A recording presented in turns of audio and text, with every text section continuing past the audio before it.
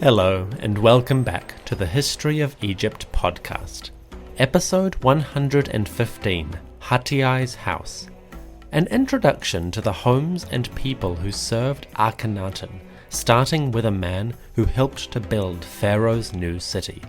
Hatiay, a member of the government, has left a wonderful record of his place and life in Akhenaten's new order. Exploring his house, we can start to get a sense of how some people, a privileged few, lived in the horizon of Aten. This episode is brought to you by Dave E. and Ellen B., who became two fantastic patrons of the podcast. Also, thanks to Nicholas Dana and Pete Ship, who made donations via PayPal. Thank you for your support. It means a lot to me that people are willing to contribute to this podcast and the story I'm trying to tell. In my home country, winter is reaching its peak, but the Aten continues to shine, and I have no doubt he does so for your support. As always, I want to thank you for listening to the podcast. I hope you enjoy the tale.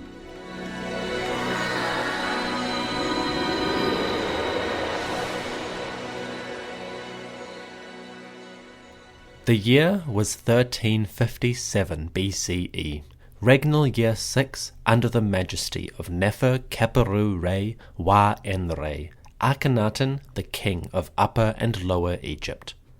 Across the desert landscape of Amarna, dust rose from a dozen major building sites, and for at least a few years these construction projects were the dominant feature of the new city. Akhet-Aten, the horizon of Aten, was not built in a day. It took many, many months of back-breaking labor and convoluted organization. The men and women who made that process happen are mostly anonymous, but a few individuals at the top survive to give us a glimpse. Today, I would like to introduce you to the government official named Hatiay. Hatiay, or Foremost, was a member of the administration who served Akhenaten and later Tutankhamun. Hatiay held the title of Emir-Ka'u, or Overseer of Works, which made him a significant cog in the machine. As overseer, he was responsible for organizing laborers, gathering materials, and connecting building sites with the resources they needed. This role made Hatiay essential to the process of constructing and raising Amarna's royal monuments. Temples needed stone foundations and shrines, the palace needed columns and plumbing, and different high officials needed stone to embellish their houses and proclaim their status. A man like Hatiay was central to the day-to-day logistics of building and decorating this royal centre, particularly one that was built from the ground up. Although he wasn't the highest official, Hatiay was nevertheless a key member of Akhenaten's government and a great example of the people who came to this city in obedience to their pharaoh. Hatiay probably moved to Akhet-Aten soon after the project started. We know this because his house, which survived until the 20th century, is one of the earliest at the site. It was built close to the River Nile in a suburb which started near the farmland and then spread eastward. So Hatiay must have been one of the first settlers, and it's possible that he started living here even before Akhenaten did. While the king stayed in his lavish palaces elsewhere, men like Hatiay had to begin the construction process early. So, one day, Hatiay stepped off a boat at the river's edge, chose a spot for his house, and got down to business. The overseer's day-to-day responsibilities were many. Hatiay probably spent most of his time with scribes and with foremen above all. The scribes, or accountants, would help him keep track of deliveries as barges of stone arrived from other parts of Egypt. The foremen would report on progress at various building sites, how quickly each structure was rising, how many injuries the workers had sustained, and whether they needed more men, or perhaps needed to get rid of some troublemakers. Day by day, Hatiay would have been involved in disputes, issues, and making sure that work was not stalled by anything remotely avoidable. Finally, Hatiay probably had to do regular inspections of building sites, making sure the work was proceeding smoothly and that the structure was rising according to specifications. Chances are it was a busy life, our man constantly moving around the city and checking up on projects that could be several kilometers apart. Hatiay probably spent a lot of time on his chariot, moving from suburb to suburb and site to site. If you have a job that makes you drive around a city a lot, you may know the feeling. Hatiay was a prominent man, respected and privileged, but his origins are a little bit obscure. We know that he described himself as a humble man, one who came from nothing and rose to prominence on account of royal favour. He called himself a small one of his town and humble of family, carving these words onto a stone stela, which is one of the few surviving artifacts for this man. On that stela, Hatiay boasted of his achievements and made a point to attribute his success to the one who made it happen. He said, quote, "I was humble of family, a small one of his town. But the Lord of the two lands knew me, and I was esteemed greatly in his heart. I saw the king in his form as Re in the secret seclusion of his palace. He exalted me above the nobles, so that I mingled with the great ones in the palace. My lord was content with my speech, while he ignored those greater than me. The king says to me the hidden things of his heart, when I was in the place of silence. And men went abroad in the two lands, saying, How great is the favouring of Hatiay." End quote. Hatiay claims to have been a little man, low in status. But thanks to his service and the king's generosity, Hatiay gained prominence as a privileged confidant of the ruler. Pharaoh permitted him to enter the palace and gifted Hatiay with a place among the powerful and the esteemed. Close to the king, Hatiay's counsel, his good speech, was of great value, and the ruler listened to him above all other men. What a lovely story. Hatiay wasn't being factual here, and he probably wasn't intending this to be accurate as we might understand it. The concept of the little man, quote-unquote, raised to greatness by Pharaoh's generosity, is kind of a literary flourish or trope of the time. In the late 18th dynasty, many prominent men claimed to have come from nothing and gained prestige by good service and their ruler's approval. They put the king at the forefront of their own biographies, attributing their prestige to the pharaoh's benevolence and support. This was a way of flattering the ruler and demonstrating your loyalty, but it also embellished your own prestige, enhancing your reputation by association with the king. This phenomenon is particularly visible in the reign of Akhenaten, and it is possible that the move to Amarna created an ideal environment for smaller men to gain advancement and promotion based on good service. When the king was focused on raising a new city, the men who made that city happen were in a perfect position to benefit. Akhenaten lavished attention on these people. One of the most common artistic scenes of the time is the pharaoh standing at a window dispensing gold and jewelry to his loyal officials. For better or worse, Akhenaten used personal interactions and public reward ceremonies to praise and promote his best servants. It seems that Hatiay was an active participant in this environment. Hatiay speaks of his humble origins and being raised to prominence by the king, and I mentioned that wasn't entirely accurate. You see, we actually know a little bit about where this man came from, and we know that Hatiay was anything but obscure. Hatiay, overseer of workers, came from a miniature dynasty of craftsmen. Among his other titles, Hatiay was also the chief of sculptors, and his father also held that title, as did his brother. Hatiay's dad, a man named Ya, was the chief of sculptors before him, and Hatiay's brother named Sa, or son, held the same title. So it seems to have been a family occupation. The father passed his craft to his two sons, and the three men each held this prominent position in the hierarchy of artisans. So Hatiay didn't exactly come from nothing. While he may have gained greater prominence under Akhenaten, he certainly wasn't a little man by Egyptian standards. When Hatiay was done for the day, or when he was working from home, he could enjoy the comforts of a large and beautiful dwelling. This house survived until the 20th century, when it was excavated by archaeologists from the Egypt Exploration Society.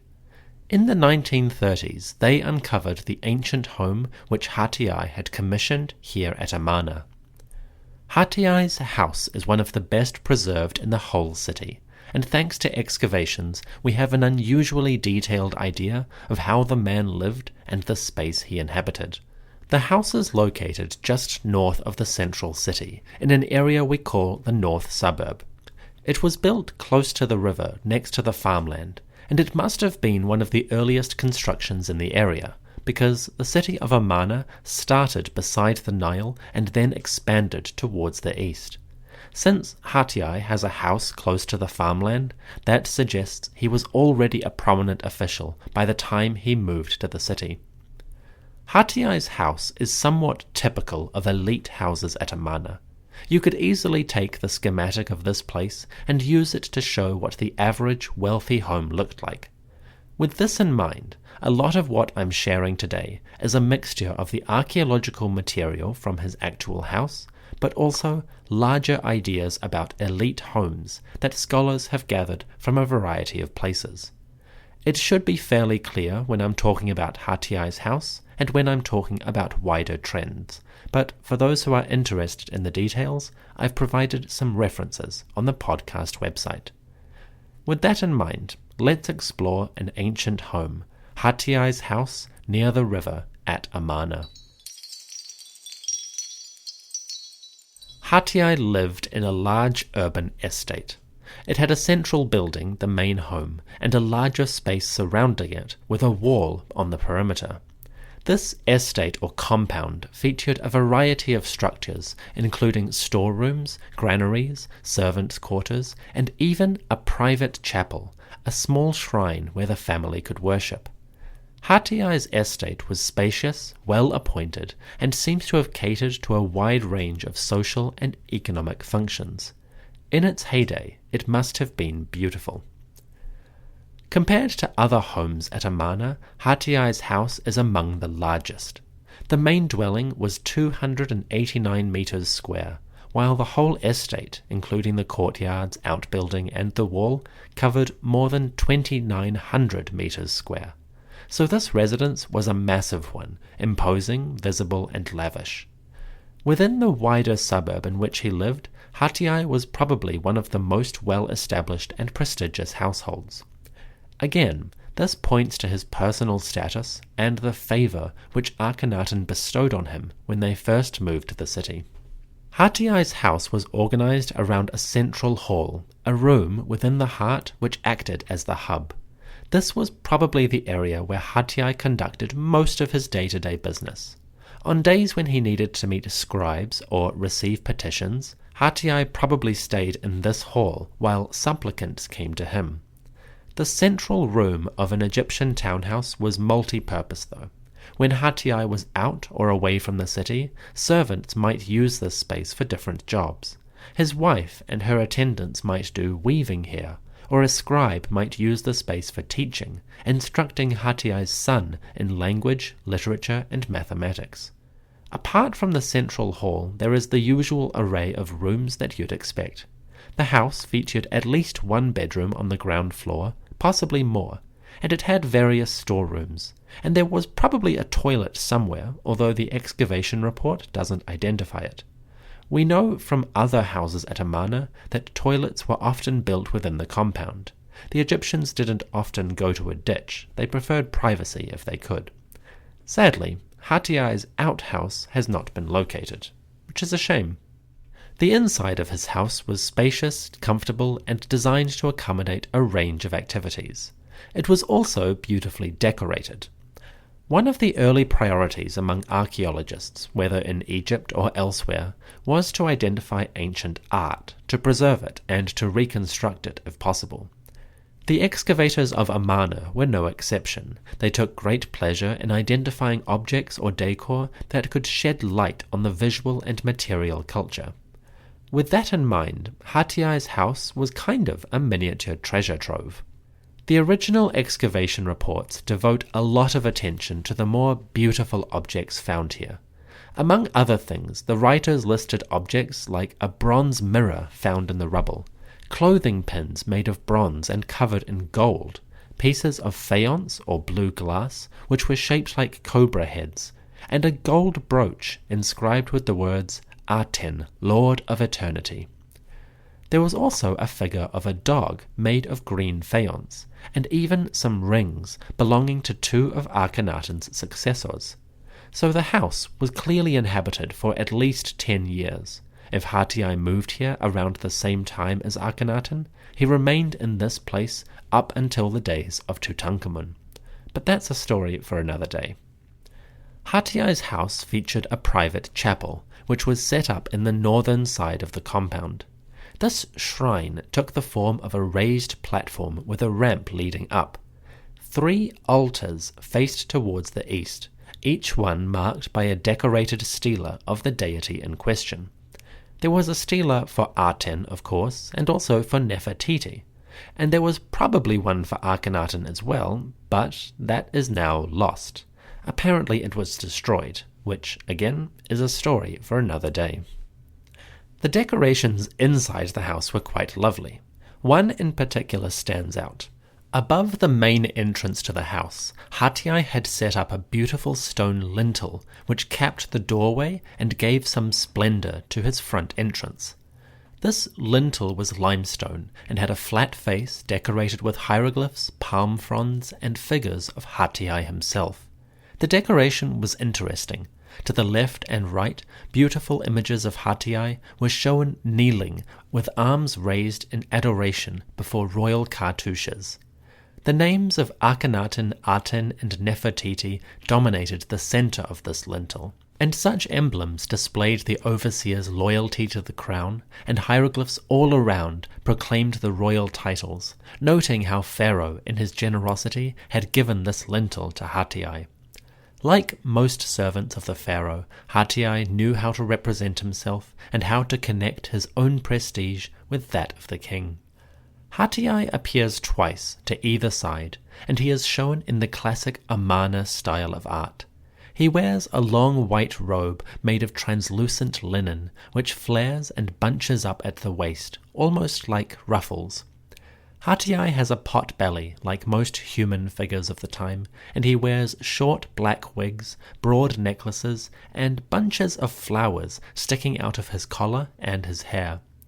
Just like we saw in the royal palaces, images of flowers, of growth, seem to be particularly prominent in the visual expressions of Amarna.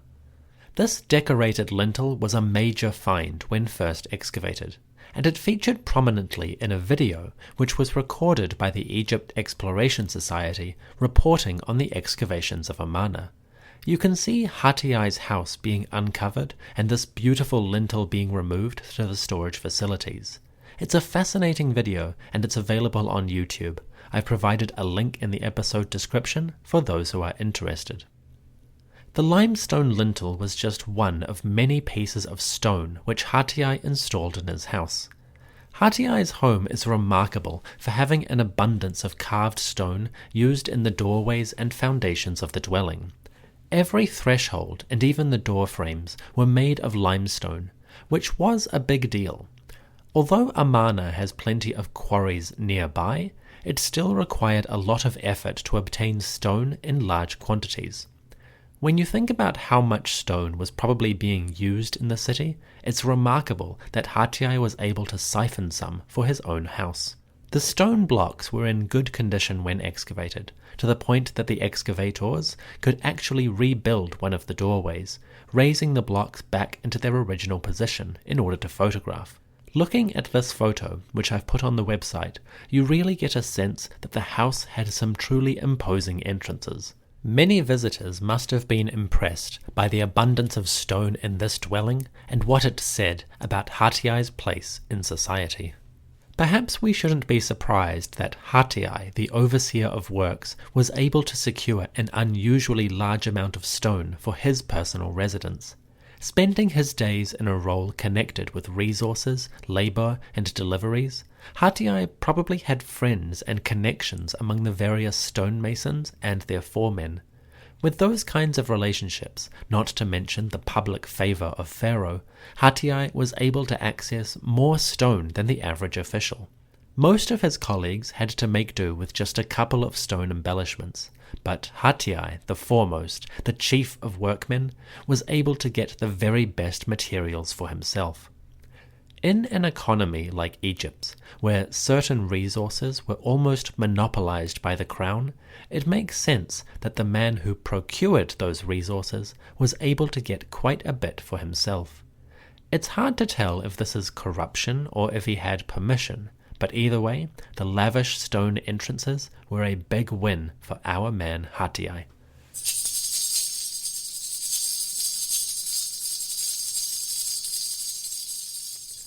So Hatiay's home, his physical dwelling, was lavish in many ways.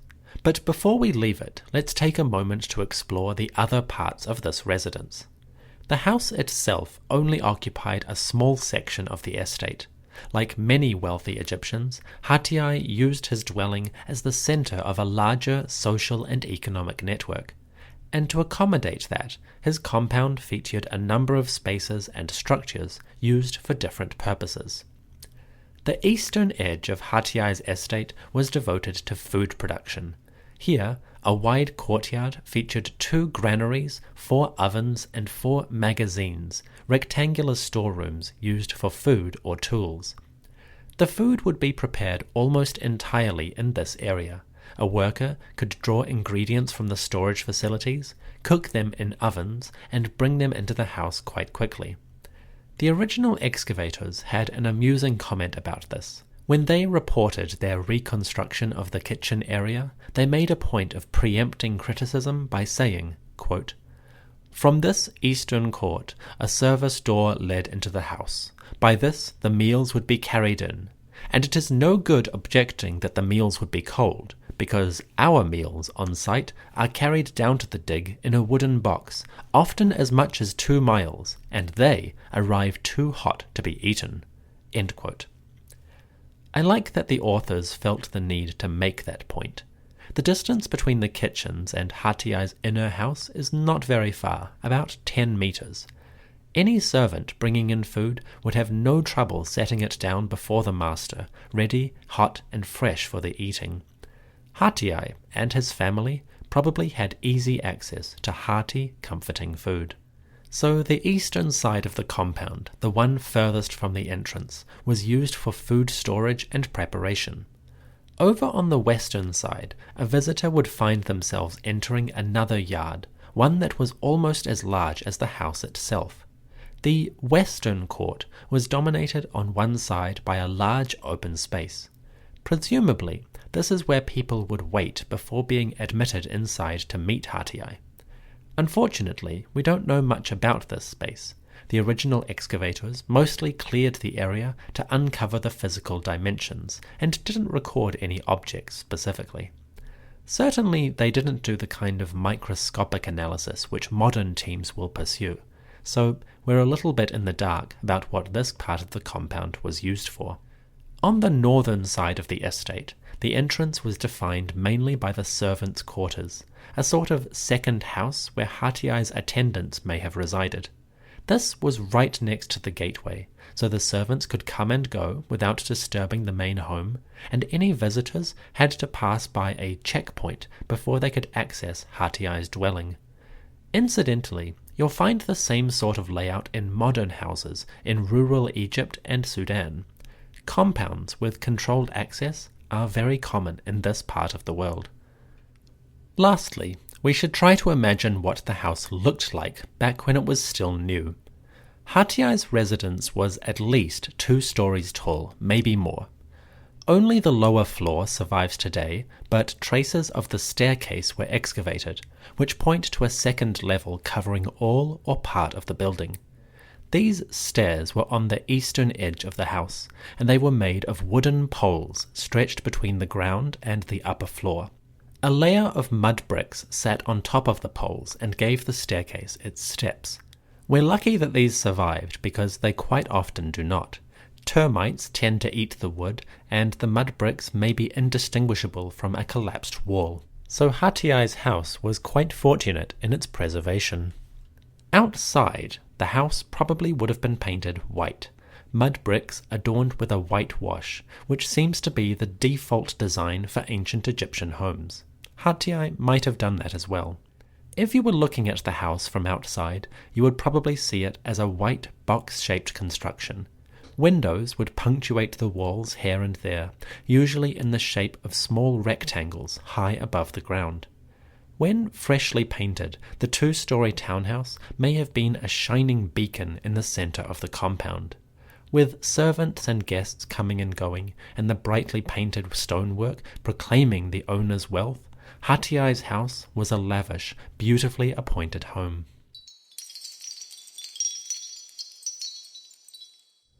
Hatiay's house is a major landmark of the Amarna cityscape, and it is one of the best preserved of the early phase of construction, or at least it was. Today, the house is lost. Modern agriculture has expanded over this area, and the need for living families to acquire their food has obliterated the traces of an ancient one, which is a shame, but we can be grateful that the house was thoroughly documented in text and in video back in the 1930s. Hatiay came to Amarna, Akhet-Aten, soon after the royal foundation. Quite possibly he was among the very first wave of settlers who migrated to the royal city. As an overseer of works and a chief of sculptors, Hatiay was intimately involved in the massive process which saw a whole community rising on the desert's edge at a once empty location. He was probably in the thick of it from day one, organizing the thousands of small tasks which could bring a cargo of limestone, a delivery of mud bricks, or a team of workmen to the places they needed to be. For his efforts, Hatiay gained prominence at the court, recognition by the Pharaoh, and wealth enough to live in a comfortable, beautifully decorated home. He was, no doubt, one of the big men in this community. We don't know what happened to Hatiay exactly. He definitely lived at Amarna throughout the reign of Akhenaten, and when that pharaoh died, Hatiay continued to serve the successors who came afterward. With that, though, the trail goes cold. It's possible that when he eventually died, Hatiay was buried at Thebes. A small cache discovered at Thebes in 1896 included the body of a man named Hatiay, who was connected with a temple of Aten. The body was in the right time period, but that man was a scribe, and our Hatiay is never recorded as a scribe, so it could be two different individuals with the same name. Unfortunately, none of the tombs at Amarna are identified as belonging to Hatiay, so we don't know where or how he intended to be buried. With that, his ending is a mystery, but we will see him again before the Amarna period is over.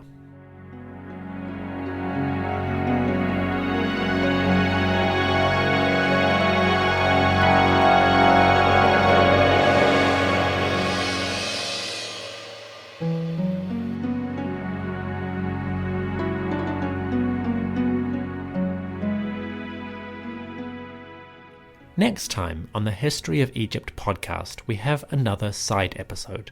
You see, Hatiay may have been the overseer of works, but he probably didn't spend that much time getting his hands dirty. Well, I would like to tell the other half of that story. Some of the information we have for builders, quarrymen, and construction practices at Amarna discerned from the archaeology. In episode 115b, we will take a short detour to see how the labourers built Amarna so quickly, where they got their materials, and what kind of life they led. That is episode 115b, Building Quickly, releasing very soon. Stick around after the break for a short epilogue. But first, I'd like to extend an extra offering of gratitude to Linda and Michael, my priest-level supporters on Patreon. Michael, Linda, you rock. Your support is more than generous, and I am incredibly grateful. Cheers!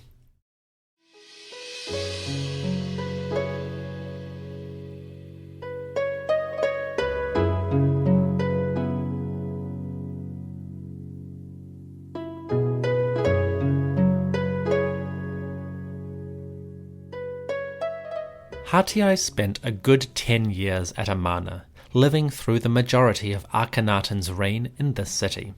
Later in Hatiay's life, when he may have risen in rank or prestige, the overseer got an opportunity to embellish his house slightly. What he did was essentially an ancient form of renovations. Originally, the entrance to Hatiay's house was located on the western side of the dwelling. You approached it from the main courtyard and went up a small staircase to the doorway. Hatiay eventually decided that this was unsatisfactory, and he moved his entrance around to the northern side of the building. During the 1930s, the excavators observed that the original entrance had been hidden away by a wall, and then a new one had been constructed to the north. It seems that Hatiay wanted to make his visitors go around the side of his building in order to access the main entrance. It's not exactly clear why he did this, but there is a good indication when you consider what was next to the new doorway. On the northern side of Hatiay's house, the man had constructed a private chapel, a small podium with a ramp leading up to stelae that proclaimed the beauties of Akhenaten, Nefertiti, and Aten. This chapel was close to the northern side of the building, and when the entranceway was on the west, guests would not have seen it. But now that the doorway was moved, anyone waiting to come into Hatiay's house would have seen the chapel right next to his main entrance. It's possible, just possible, that Hatiay moved his entrance in order to ensure that anyone visiting his house, particularly prominent officials or men of great status, would see his lovely little chapel next to the main doorway. Why would he do this? Well, it's possible he wanted to show off a nice new construction that he had added, or perhaps he wanted to publicly reaffirm his loyalty to the ruling regime by showing off the chapel that he had constructed for worshipping the family. In the same way that public houses like bars might include a portrait of the monarch if they live in that kind of society, it's possible that Hatiay wanted to advertise his loyalty to the king by making sure anyone who visited his house saw the chapel he had constructed. Whatever his motivations, it's interesting that Hatiay did this, and it's wonderful that we are able to observe it in the archaeological record. Small changes like this emphasize the fact that ancient Egyptian houses were not static, permanent things. The owners were constantly changing them, tweaking them, either to reflect their new needs or even just for the sake of a change. Hatiay was like any homeowner. He enjoyed his dwelling, and he wanted it to be as nice as possible. Sometimes that involved altering it. Along with those renovations that moved the entrance from the western side of the house up to the north, Hatiay also had to adjust his parking space. Hatiay owned a chariot, we know he did, and he had to build a small stable on the western side of his compound. Just outside the main gateway, a small area was set aside for stabling the horses and for storing his chariot. This area was surrounded by a brick wall, so that it was hard to access unless you were the owner. This chariot parking space was identified by the original archaeologists, and it gives an amusing glimpse of the lifestyle of this ancient man, and an image of Hatiay arriving outside his gateway in the evening, jumping down off his chariot and letting a porter take the horses and cart away. Little touches like these are what make archaeology come alive for me. Glimpses of Hatiay's garage, so to speak, are a permanent reminder of the man, his life, and his little habits day by day.